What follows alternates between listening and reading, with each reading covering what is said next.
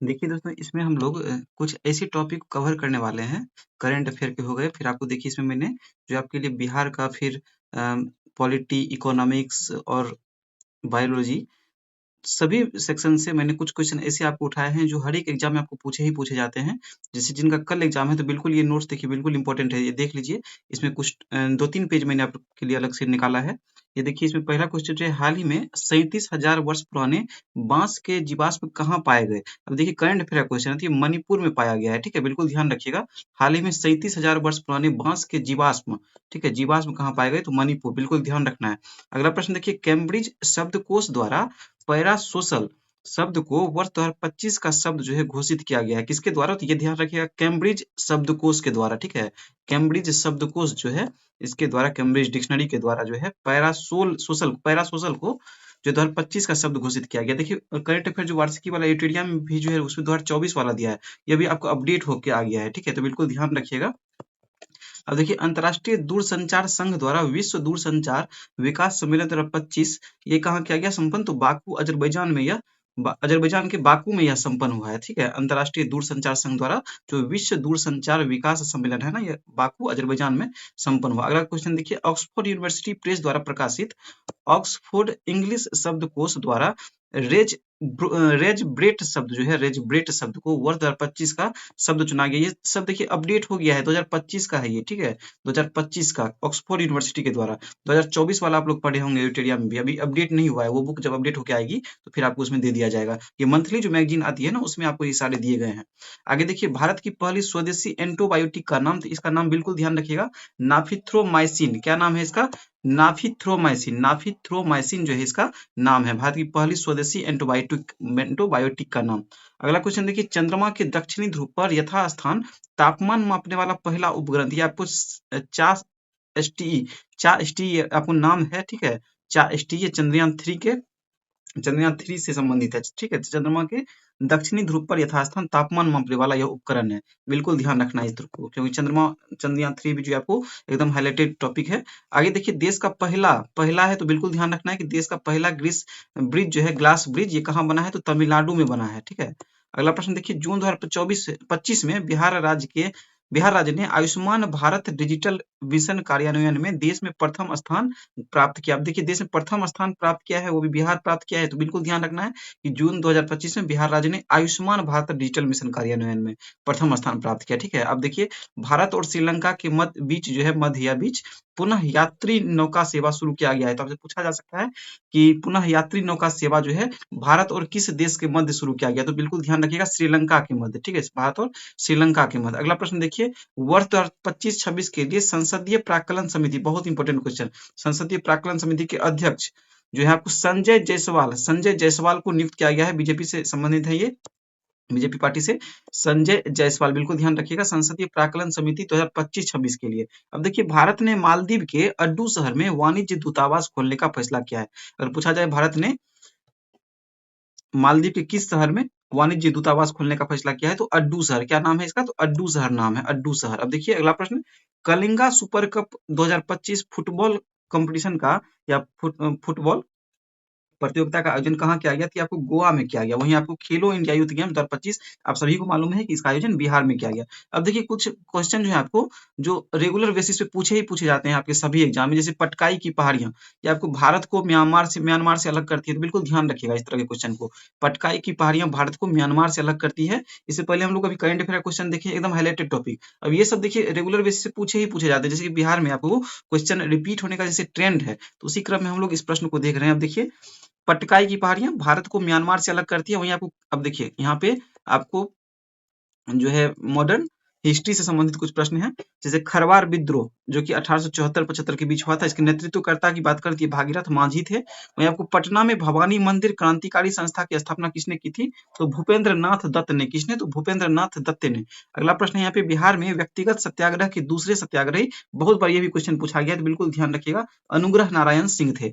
अगला प्रश्न है यहाँ पे, बिहार में 1857 की क्रांति की शुरुआत जो है आपको 12 जून 1857 को देवघर, जो कि झारखंड में पड़ता है, जिले के रोहिणी नामक गांव से हुई थी। उस समय आपको पता है कि बिहार झारखंड एक ही था। झारखंड अलग कब हुआ था? झारखंड जो अलग कब हुआ था?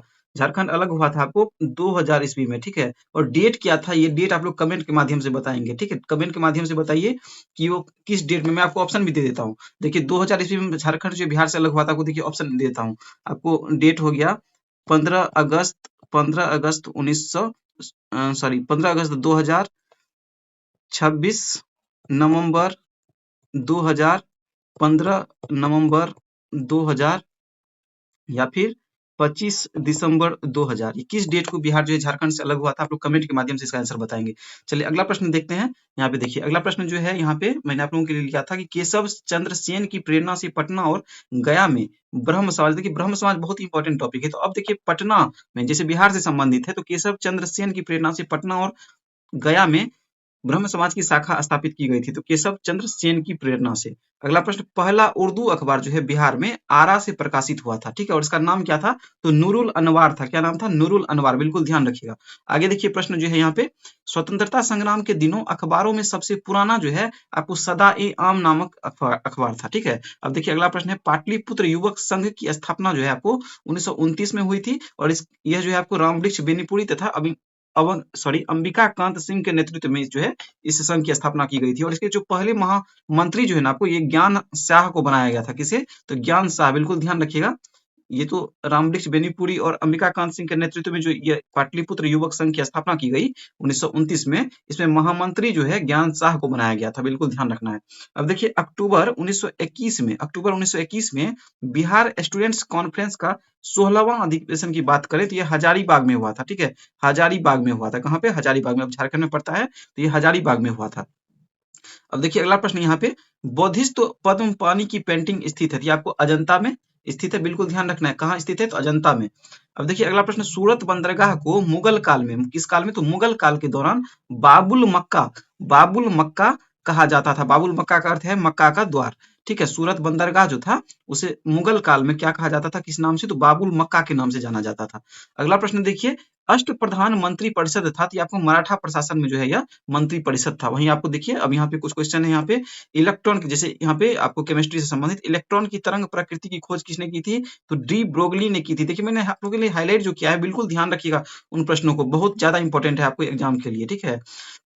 अब देखिए इलेक्ट्रॉन की खोज ये हो गया डी ब्रोगली। अब देखिए केंद्रक की खोज किसने की थी, आपको रॉबर्ट ब्राउन ने की थी। किसने की थी, रॉबर्ट ब्राउन ने। किसने, रॉबर्ट ब्राउन ने। वही माइटोकॉन्ड्रिया की खोज आपको अल्टमेन ने की थी। अब देखिए 18 तारीख वाले एग्जाम में आपसे पूछा गया था कि लाइसोसोम की खोज ये आपको डी डुबे ने की थी, और तारककाय की खोज आपको बोवेरी ने की थी, ठीक है। साइटोकाइनिन की खोज आपको मिलर ने की थी 1955 ईस्वी में। वहीं आपको क्लोरोफिल के केंद्र में मैग्नीशियम का एक परमाणु होता है, बिल्कुल ध्यान रखिएगा।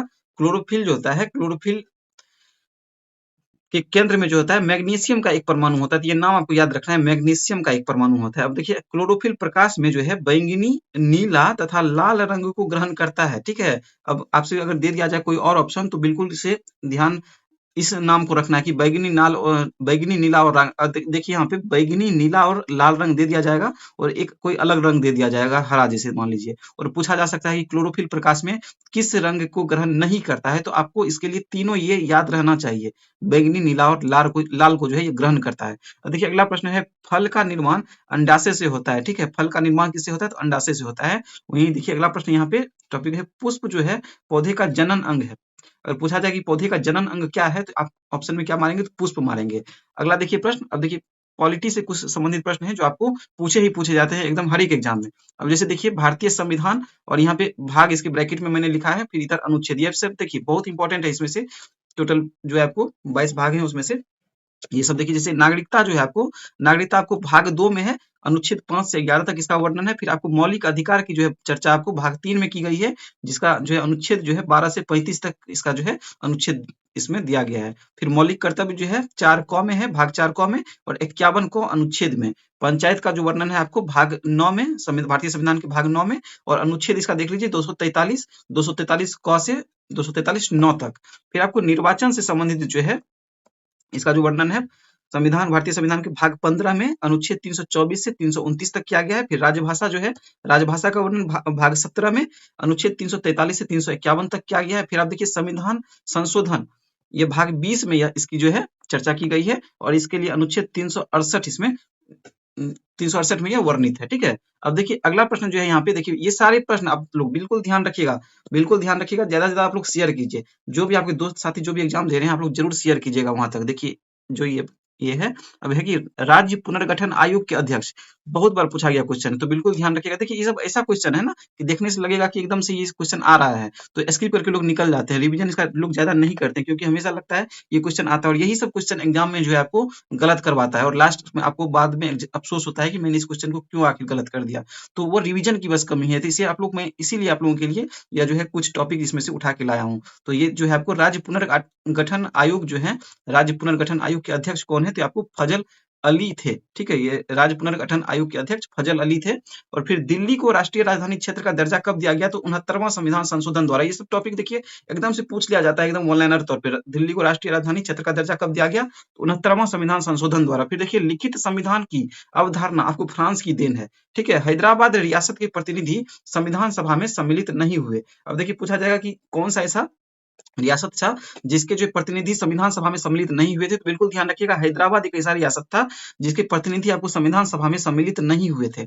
अगला प्रश्न यहाँ पे है, संविधान सभा की अंतिम बैठक, ये आपको जो है अंतिम बैठक किसकी हुई थी, 24 जनवरी 1950 को। कब हुई थी, 24 जनवरी 1950 को। अब देखिए यहाँ पे अगला टॉपिक जो है राष्ट्रध्वज, राष्ट्रध्वज को कब अपनाया गया था, यह अपनाया गया था आपको 22 जुलाई 1947, 22 जुलाई 1947 को। राष्ट्रगान को कब अपनाया गया, यह अपनाया गया आपको 24 जनवरी 1950 को। कब, तो 24 जनवरी 1950। एकदम डेट याद रखना है, बहुत इंपॉर्टेंट डेट है ये सारी डेट। ठीक है, आपको आने वाले किसी भी एग्जाम में, किसी भी एग्जाम के लिए बहुत इंपॉर्टेंट है। अब देखिए जिनका कल एग्जाम है दरोगा वाला, उनके लिए खास करके रामबाण समझ लीजिए, कि इसमें से कुछ ना कुछ आपको अगर रिवीजन करके गए हैं तो 2-3-4 प्रश्न आपको बिल्कुल इसमें मिलेंगे। इसलिए मैंने बहुत छोटा टॉपिक, एकदम 2-3 पेज ही बस इसमें से निकाला है, और ऐसे हैं तो बहुत सारे टॉपिक इसमें, खास करके ये सारे एकदम हाईलाइटेड टॉपिक हैं जो आपसे पूछे ही पूछे जाते हैं। अब देखिए यहाँ पे प्रारूप समिति के सदस्यों की संख्या जो थी 7 थी। बिल्कुल ध्यान रखिएगा, प्रारूप समिति के सदस्यों की संख्या कितनी थी, 7 थी। ये सब आप लुसेंट में पढ़े होंगे, नहीं पढ़े होंगे तो बिल्कुल इसलिए मैंने जो है आपके लास्ट टाइम में ये लेके आया हूँ। इसीलिए देखिए 42वां संविधान संशोधन द्वारा प्रस्तावना में जोड़े गए शब्द कौन कौन से थे, ये आप सभी को मालूम होगा कि समाजवादी, पंथ निरपेक्ष और राष्ट्र की अखंडता। अब देखिए ये मालूम है, लेकिन क्या होता है ना, एग्जाम के टाइम में कंफ्यूजन हो जाता है। कंफ्यूजन इसलिए होता है कि रिविजन की कमी होती है, तो बिल्कुल ध्यान रखिएगा समाजवादी, पंथ निरपेक्ष और राष्ट्र की अखंडता, 3 ऐसे शब्द थे जो प्रस्तावना में 42वां संविधान संशोधन द्वारा जोड़ा गया था। 42वां संविधान संशोधन कब हुआ है, आप लोग कमेंट के माध्यम से बताएंगे, कमेंट के माध्यम से आप लोग बताएंगे कि 42वां संविधान संशोधन जो है किस ईस्वी में हुआ था। ठीक है, चलिए अगला प्रश्न देखिए, यहाँ पे संविधान सभा में महिला सदस्यों की संख्या थी, तो महिला सदस्यों की संख्या कितनी थी, तो यह 15 थी। संविधान सभा में महिला सदस्यों की संख्या कितनी थी, तो 15 थी। अब देखिए मौलिक कर्तव्यों का प्रावधान जो है यह रूस से लिया गया है। वहीं सामुदायिक विकास कार्यक्रम का प्रारंभ की बात करें तो आपको देखिए इकोनॉमिक्स से संबंधित प्रश्न हो गया यहाँ से, तो सामुदायिक विकास कार्यक्रम का प्रारंभ आपको 1952 में हुआ था। ड्रेन का सिद्धांत जो है आपको किसने दिया है, तो दादा भाई नेरोजी ने दिया है, नौरोजी ने। हिंदू वृद्धि दर की अगर बात करें तो ये आपको राष्ट्रीय आय से संबंधित है, राष्ट्रीय आय से संबंधित है हिंदू वृद्धि दर, ध्यान रखना है। अब देखिए अगला प्रश्न यहाँ पे जो है, प्रथम पंचवर्षीय योजना ये आपको किस मॉडल पे आधारित है, बार बार पूछा जाता है, तो हेरोड डोमर मॉडल पर आधारित है। वहीं आपको द्वितीय जो है, द्वितीय पंचवर्षीय योजना ये आपको पीसी महालनोबिस मॉडल पे आधारित था। वहीं आपको 7वां जो पंचवर्षीय योजना था ये आपको डब्ल्यू मिलर मॉडल पे आधारित था। ठीक है, देखिए यहाँ पे ज्योग्राफी का कुछ 2 प्रश्न है यहाँ पे नीचे, और कुछ पहले भी मैंने हम लोग पढ़े हैं। भारत की सबसे लंबी अंतर्राष्ट्रीय सीमा की अगर बात करें तो ये कौन सी है, तो बांग्लादेश है। इसकी सीमा टोटल कितनी है, 4096.7 किलोमीटर। और फिर भारत के क्षेत्रफल की बात करें तो आपको 32,87,263 वर्ग किलोमीटर है। अब बिहार का क्षेत्रफल कितना है, आप लोग कमेंट के माध्यम से बताएंगे। तो 3 क्वेश्चन मैंने आपको दिए हैं जो आप लोग कमेंट के माध्यम से बताएंगे। ठीक है, आप लोग इसे बार बार रिवीजन जरूर कीजिएगा, 2-3 प्रश्न, 4 प्रश्न, 5 प्रश्न आपको देखिए जीके जीएस और करंट अफेयर क्वेश्चन कहाँ से पूछ लिए जाएंगे, क्या हो जाएगा उसका कोई ठीक नहीं है, कहीं से प्रश्न आ सकते हैं। ये एकदम हाईलाइटेड टॉपिक है जो मैंने आप लोगों के लिए निकाला था, तो इसे बार बार आप रिवीजन कीजिए, शेयर कीजिए आप लोग ज्यादा से ज्यादा। ठीक है, और एक लाइक जरूर कीजिएगा आप लोग। ठीक है, मिलते हैं हम लोग नेक्स्ट क्लास में।